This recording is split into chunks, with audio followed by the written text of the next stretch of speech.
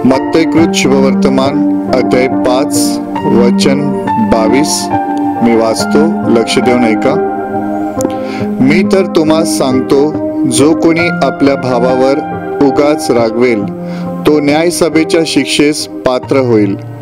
जो कोणी आपल्या भावाला अरे वेडगळा असे म्हणेल तो वरिष्ठ सभेच्या शिक्षेस पात्र होईल. आणि जो कोणी त्याला अरे मूर्खा असे म्हणेल तो नरक अग्नीच्या शिक्षेस पात्र होईल. Hallelujah, hallelujah, hallelujah. माझ्या प्रिय भावांनो आणि बहिणींनो, जेव्हा येशू ख्रिस्त 2000 वर्षापूर्वी पृथ्वीवर होता आणि तो लोकांना उपदेश करत होता, त्यावेळी त्याच्या मुखातून निघालेले हे शब्द आहेत. आणि येशू ख्रिस्त लोकांना उपदेश करत असताना त्यांना सांगत होता की आपण आपल्या जीवनामध्ये काय काय बदल करायला पाहिजे, कसं वागलं पाहिजे, त्याविषयी तो उपदेश करायचा, शिकवायचा. आणि डोंगरावरील प्रवचन जेव्हा त्याने दिलं त्याच वेळेला येशू या गोष्टी सांगत होता. आणि त्यावेळेला तो जुन्या करारातील देवाची एक आज्ञा त्याची तो आठवण करून देतो या वचनावरून. ज्याप्रमाणे जुन्या करारामध्ये देवाने मोशेला नियमशास्त्र दिलेलं, 10 आज्ञा दिलेल्या, त्याच्यापैकी 7वी आज्ञा अशी होती की खून करू नको. आणि देवाने इस्रायल लोकांना सांगितलेलं की जो कोणी खून करतो तो न्यायसभेच्या दंडास पात्र ठरेल. Hallelujah, hallelujah, hallelujah.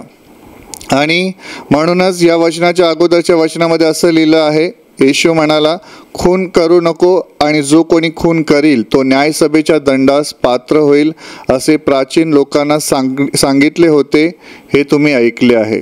म्हणजे येशू जुन्या करारातल्या वचनाची इस्रायल लोकांना आठवण करून देत आहे. आणि त्यावरून तो असं सांगत आहे की जर कोणी आपल्या भावावर उगाच रागवेल तर तो न्यायसभेच्या दंडास पात्र ठरेल. आणि कोणी आपल्या भावाला अरे वेडगळा म्हणजे अरे वेडा असं जरी म्हणेल तरी तो वरिष्ठ न्यायसभेच्या शिक्षेस पात्र ठरेल. आणि पुढे येशू म्हणतो की एखादा जर कोणी आपल्या भावाला मूर्खा अरे मूर्खा असं जरी म्हणेल तर तो नरक दंडाच्या पात्रेस आहे, म्हणजे नरकाच्या शिक्षेस पात्र आहे असं त्याचं प्रभूचं म्हणणं आहे. Hallelujah, hallelujah. माझ्या प्रिय भावांनो आणि बहिणींनो, आज जगामध्ये आपण राहतो. आज आपण जगामध्ये अनेक लोक पाहतो. अनेक लोक आपल्या मुखाने बरेच काही बोलतात.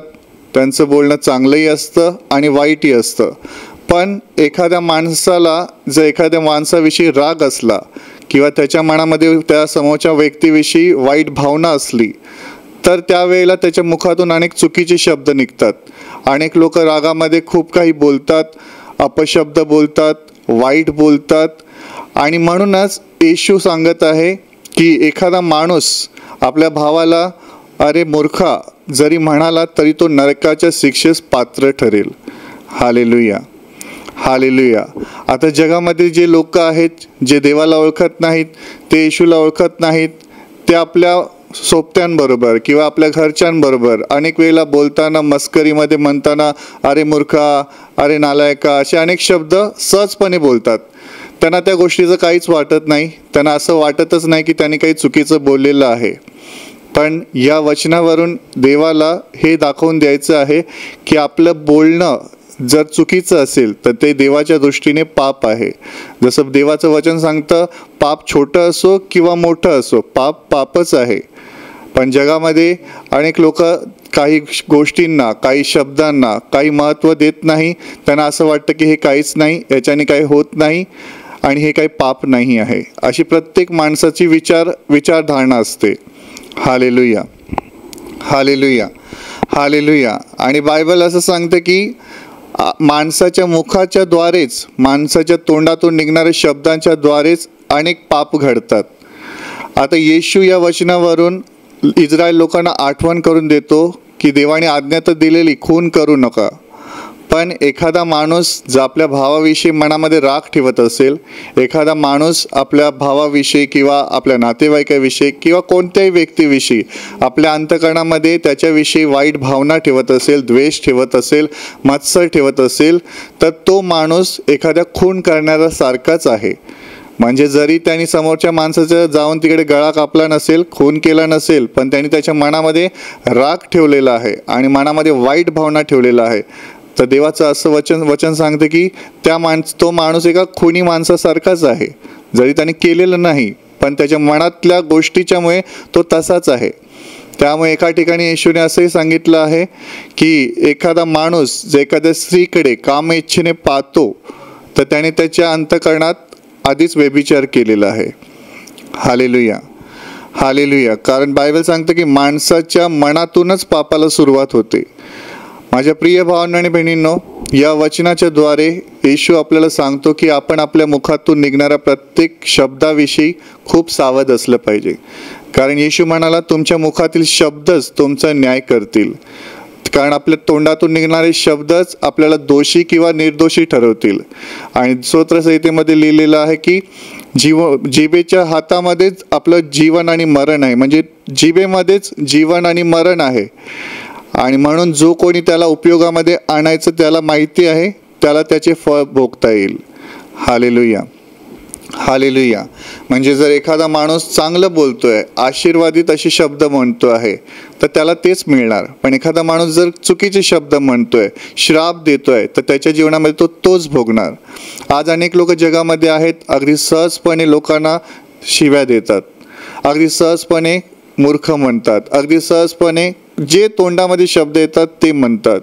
पण बायबल आपल्याला शिकवते की आपल्या मुखातून निघणारे प्रत्येक शब्द फार महत्त्वाचे आहेत. जर आपण आपल्या भावाला जरी मूर्ख बोललो, तरी सुद्धा वचन सांगते की तुम्ही नरक दंडाच्या शिक्षेस पात्र आहात. Hallelujah, hallelujah, hallelujah. माझ्या प्रिय भावांनो आणि बहिणींनो, आपण ईश्वर विश्वास ठेवणारे असाल आणि जर तुम्ही देवाच्या मार्गाने चालत असाल, तर देवाचं वचन आपल्याला सांगतं की आपण आपल्यापैकी प्रत्येकाने देवाच्या वचनाप्रमाणे वागलं पाहिजे.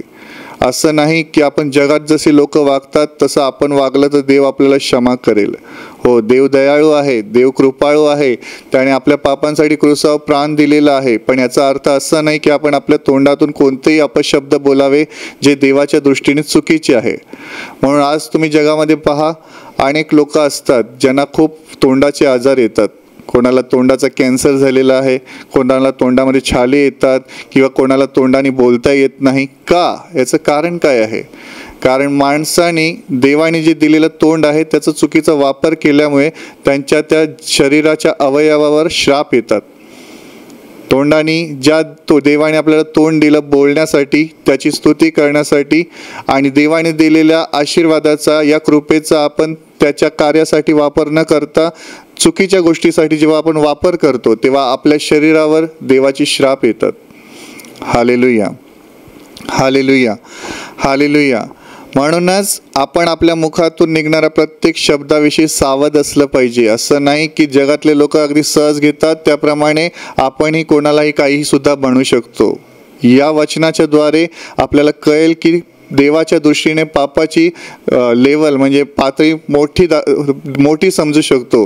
म्हणजे देव या दृष्टीने पाहतो की जर आपण आपल्या भावाला जर फक्त वेडा जरी म्हटलं किंवा मूर्ख जरी म्हटलं, तरी सुद्धा आपल्याला शिक्षा होऊ शकते. Hallelujah, hallelujah, hallelujah. म्हणून माझ्या प्रिय भावांनो आणि बहिणींनो, तुमचं जीवन असं असेल, तुम्ही ईश्वर विश्वास ठेवता, दर आठवड्याला प्रार्थनेला येता, घरी बायबल वाचता, प्रार्थना करता, पण तुम्ही तुमच्या घरामध्ये तुमच्या मुलांबरोबर, तुमच्या पत्नीबरोबर, तुमच्या नातेवाईकांबरोबर, तुमच्या शेजाऱ्यांबरोबर, तुमच्या मित्रमैत्रिणीबरोबर बोलताना तुमच्या तोंडातून अनेक वेळेला अपशब्द बाहेर निघत असतील, किंवा तुम्ही अगदी सहजपणे एखाद्याला म्हणत असता, अरे तो तर पागल आहे, तो तर मूर्ख आहे, तो तर नालायकच आहे, तर लक्षात ठेवा, तुमच्या तोंडातून निघणारे शब्दच तुमचा न्याय करतील. कारण तुम्ही दुसऱ्याला जर श्राप द्याल तर ते तुम्हाला परत मिळणार आहेत. कारण बायबल सांगते, ज्या मापाने तुम्ही दुसऱ्याला मापून द्याल तेच तुमच्या जीवनामध्ये भरून तुम्ही प्राप्त करणार आहात. Hallelujah, hallelujah, hallelujah. म्हणून माझ्या प्रिय भावांनो आणि बहिणींनो, देवाला या वचनाच्या द्वारे दोन गोष्टी आपल्याला सांगायच्या आहेत. की बायबल आपल्याला सांगतं की राग तर करा पण पाप करू नका. एखादा माणूस राग करतो आणि त्याच्या भावाविषयी किंवा बहिणीविषयी, नातेवाईकांविषयी आणि येशूवर तो विश्वास ठेवतो, पण तो त्यांना क्षमा करत नसेल, हे देवाच्या दृष्टीने एक पाप आहे. दुसरी गोष्ट, तुम्ही तुमच्या माणसांबरोबर किंवा कोणत्याही व्यक्तीबरोबर बोलताना तुम्ही त्याला मूर्ख किंवा वेडा किंवा अजून काही शब्दांचा वापर करत असाल तर सांभाळा, कारण तुमचे जे शब्द तुम्ही दुसऱ्यांना बोलत आहात त्याचा परिणाम तुमच्या जीवनावर होईल, तुमच्या शरीरावर होईल. Hallelujah, hallelujah, hallelujah. कित्येक वेळा इथे प्रार्थनेला येणारे लोक सुद्धा एकमेकांविषयी अगदी सहजपणे उलट म्हणतात, एकमेकांचे दोष काढतात, एकमेकांची निंदा करतात आणि एकमेकांच्या मागे मागे अनेक गोष्टी बोलतात. पण माझ्या प्रिय भावाने बहिणींनो, नीट समजून घ्या, देवाचं वचन सांगतं की मी जर एखाद्याला फक्त उगाच रागवलो तरी पण माझ्यावरती शिक्षा होऊ शकते. जर एखादा माणूस आपल्या भावावर उगाच रागवला, बिना कारण, काही कारण नाही आहे आणि असाच रागवला, तरी वचन सांगतं की तुम्ही न्यायसभेच्या दंडास पात्र आहात. आणि एखादा माणसाने आपल्या भावाला वेडा म्हटला तरी देवाच्या दृष्टीने तुम्ही वरिष्ठ सभेच्या शिक्षेस पात्र आहात. आणि जर एखाद्या माणसाला जर मूर्ख म्हटलं तर विचार करा, तुम्ही नरक दंडाच्या शिक्षेस पात्र आहात, असे येशू सांगतो. मग आज जगामध्ये कितीतरी लोक असे आहेत की मूर्ख तर म्हणतच असतील, पण त्या व्यतिरिक्त कितीतरी शिव्या देणे, कितीतरी वाईट बोलणे, कितीतरी दुष्टपणे वागणे जगामध्ये सुरू आहे. तर तुम्ही लक्षात घ्या, जर तुम्ही पश्चाताप केला नाही तर देव तुम्हाला सुद्धा बरं करणार नाही, देव तुमच्यावर देखील दया करणार नाही, कारण तुमच्या मुखामध्ये जीवन आणि मरण आहे. पण तुम्ही जर दुसऱ्यांसाठी चुकीचे शब्द काढत असाल तर नक्कीच तुम्ही तुमच्या जीवनामध्ये श्राप गोळा करत आहात. Hallelujah, hallelujah, hallelujah. म्हणून माझ्या प्रिय भावांनो बहिणींनो, आपण जर ईश्वर विश्वास ठेवत आहोत तर आपण बोलताना खूप सावधगिरीने बोललं पाहिजे, कारण येशू म्हणालेलं आहे की जे काही आपण बोलतो, जे काही आपण वागतो त्याद्वारे देवाचे गौरव व्हायला पाहिजे. आपण जर जगामध्ये राहताना आपण दुसऱ्यांशी उद्धटपणे बोलत असू, असं वागत असू, तर लक्षात ठेवा, तुमच्या जीवनामध्ये तुम्ही देवाचे श्राप अनुभवाल. आशीर्वाद नाही मिळणार, श्रापांचा तुम्हाला अनुभव येईल. अनेक लोक तोंडाने खूप काही वाईट बोलतात दुसऱ्यांविषयी, दुसऱ्यांना अनेक नावं ठेवतात. जसे आपले ब्रदर सांगायचे, एखाद्या माणसाने ज्याच्या डोक्यावर केस नाही आहेत आणि त्याला जर टकला म्हटला तर तुमच्या पण डोक्यावरची केस कधी ना कधी जातील. एखाद्या माणसाला तुम्ही आंधळा म्हटलात तर तुम्हाला पण तोच त्रास होणार, कारण तुम्ही दुसऱ्यांचे दोष काढले आहेत, म्हणून तुमचे देखील दोष काढण्यात येतील. Hallelujah, hallelujah, hallelujah. म्हणून माझ्या प्रिय भावांनो आणि बहिणींनो, देवाच्या शब्दांना हलक्यावर घेऊ नका. अनेक लोकांना असं वाटतं काही नाही, मूर्खस्थ बोललंय, त्याच्यामध्ये काय पाप केलं आहे. बायबल सांगतं की तुम्ही न धुतलेल्या हाताने जेवलात तर तुम्हाला काही होत नाही, तुम्ही भ्रष्ट होत नाही, पण अंतःकरणातून ज्या गोष्टी निघतात त्याद्वारे तुम्ही भ्रष्ट होतात. एखाद्या माणसाला तुम्ही मूर्ख म्हणता म्हणजे तुमच्या मनामध्ये त्याच्याविषयी किती राग आहे, किती वाईट भावना आहे, तेच तर तुमच्या आतून जेव्हा बाहेर निघतं तेव्हा तुम्ही त्याला मूर्ख म्हणता ना. एखाद्या माणसाच्या विषयी तुमच्या अंतःकरणामध्ये किती राग भरलेला आहे, तुमच्या काकाविषयी, मामाविषयी, आईविषयी, भावाविषयी, सासूविषयी, सासऱ्याविषयी, आणि तुम्ही लोकांना सांगत असाल की माझी सासू अशी आहे, माझा काका असा आहे, मूर्खच आहेत, वेडेच आहेत. तर लक्षात घ्या, तुम्ही देवाकडनं आशीर्वाद तुम्ही मिळवू शकणार नाही, तर तुम्हाला देवाकडनं श्राप मिळतील. Hallelujah, hallelujah, hallelujah. कारण येशू म्हणाला, माणूस पृथ्वीवर जो व्यर्थ शब्द बोलेल त्याचा त्याला हिशोब द्यावा लागेल. म्हणून आपले तोंडातून निघणाऱ्या प्रत्येक शब्दाच्या द्वारे देव आपला हिशोब घेईल.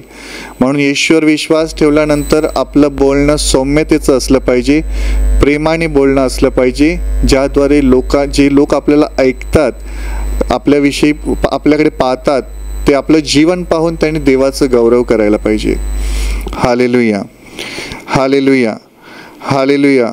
म्हणून माझ्या प्रिय भावांनो बहिणींनो, आजपैकी तुमच्यापैकी जे भाऊ बहीण आतापर्यंत अनेक लोकांना तुम्ही मूर्ख, वेड्या, नालायक असे अनेक शब्दांचा वापर केला असेल किंवा तुम्हाला शिव्या द्यायची आदत असतील, तर सांभाळा. आजपासून तुम्ही तुमचं हृदय बदला, देवाकडे कृपा मागा की तुमच्या मुखातून कोणतेही अपशब्द निघायला नको. आणि तुम्ही जर म्हणाला असाल, तुमच्या शरीरामध्ये त्यामुळे आजार आले असतील, देवाकडे रडा आणि पश्चाताप करा. कारण पश्चाताप केल्यावरच देव तुमच्यावर दया करेल. कारण जेव्हा माणूस चांगला असतो तेव्हा तो खूप काही बोलतो आणि जेव्हा आजारी पडतो तेव्हा त्याला त्या गोष्टींची आठवण होते. Hallelujah, hallelujah, hallelujah. जशी एक बहीण इथे प्रार्थनेला आलेली आणि तिची मुलं शिबिरासाठी आली आणि तिची मुलगीसुद्धा तिच्याबरोबर शिबिरासाठी आलेली आणि तिच्या आईने तिला शिबिरात आणल्यामुळे ती तिच्या आईवर खूप चिडत होती. तिला खूप काही बोलली, तिच्याशी उद्धटपणे वागली. आणि त्यानंतर रात्री जेव्हा ती झोपायला गेली, अचानक तिचा तोंडातून आवाज येणं बंद झालं. ती आईकडे आली, आईला सांगायला लागले की आई, माझा तोंडातून आवाज निघत नाही, इशारा करून सांगत होती. आता आईला तर माहिती होतं की माझ्या मुलीने माझ्याबरोबर उद्धटपणे वागल्यामुळे तिला हा देवाकडनं दंड झालेला आहे, शिक्षा झालेली आहे. पण आईने तिला काही म्हटलं नाही. आईने तिला सांगितलं, तू प्रार्थना कर, पश्चाताप कर, देव तुला बरं करेल. कारण आईने जर तिला सांगितलं असतं, तू मला असं बोललीस म्हणून असं झालं, तर ती कदाचित आईबरोबर भांडण केलं असतं. पण ती आई हुशार होती, देवावर विश्वास ठेवणारी होती, म्हणून तिने तिच्या मुलीला सल्ला दिला, काय, पश्चाताप कर, प्रभूकडे प्रार्थना कर, तो तुला बरं करेल. आणि मग आईच्या सांगण्यानुसार त्या मुलीने घरी शिबिरामध्येच येशूकडे क्षमा मागितली, पश्चाताप केला आणि मग काही क्षणातच देवाने तिचा तोंड मोकळा केला आणि ती पूर्णपणे बरी झाली. Hallelujah, hallelujah, hallelujah. म्हणजे या एका गोष्टीवरनं आपल्याला कळतं की आपण जर आपल्या जिभेचा चांगला वापर केला, आपल्या तोंडातून चांगले शब्द निघाले, तर देवाचे आशीर्वाद आपल्या जीवनात राहतात. पण जर आपण चुकीचं म्हटलं दुसऱ्याला किंवा आपण चुकीचं मनात जरी विचार केला, त्याचे परिणाम आपल्या जीवनामध्ये आपल्याला भोगावे लागतात. Hallelujah, hallelujah. म्हणून माझ्या प्रिय भावांनो, बहिणींनो, देवाच्या वचनांना हलक्यावर घेऊ नका. असं समजू नका, अरे मूर्खस्त म्हटलंय ना, कुठे मोठं पाप केलं आहे, वेडास्त म्हटलंय ना, कुठे मोठं पाप केलं आहे. जसे काही लोक जगातले आहेत, ते म्हणतात की आम्ही काही पाप केलं नाही, आम्ही काही पापी नाही आहोत. कशाला? कारण त्यांना असं वाटतं की आम्ही कोणाचा खून केलेला नाही, आम्ही कोणाचे चोरी केलेली नाही. तुम्ही खून करा अगर न करा, चोरी करा किंवा न करा, बायबल सांगतं माणसाच्या मनातून पापाला सुरुवात होते. तुमच्या मनामध्ये कुठली भावना आहेत, तुमच्यात मनामध्ये काय भरलेलं आहे, तेच तुमच्या मुखावाटे बाहेर निघणार. तुमच्या अंतःकरणामध्ये जर घाण असेल, राग असेल, द्वेष असेल, मत्सर असेल, तरच तुमच्या आतमधून वाईट शब्द निघतील आणि ते तुमच्या जीवनावरती कार्य करणार. Hallelujah, hallelujah. आणि त्याचा परिणाम तुमच्या जीवनात, तुमच्या आत्मिक जीवनामध्ये देखील होतो. लक्षात ठेवा, आपण जर बोलण्यामध्ये सावध नसलो, आपण जर काही बोलत राहिलो आपल्या तोंडाने, तर नक्कीच तुम्ही तुमच्या जीवनामध्ये श्राप अनुभवाल. म्हणून माझ्या प्रिय भावांनो बहिणींनो, ईश्वर विश्वास ठेवल्यानंतर देव आपल्याकडे कोणत्या दृष्टीने पाहतो त्याचा आपण विचार केला पाहिजे.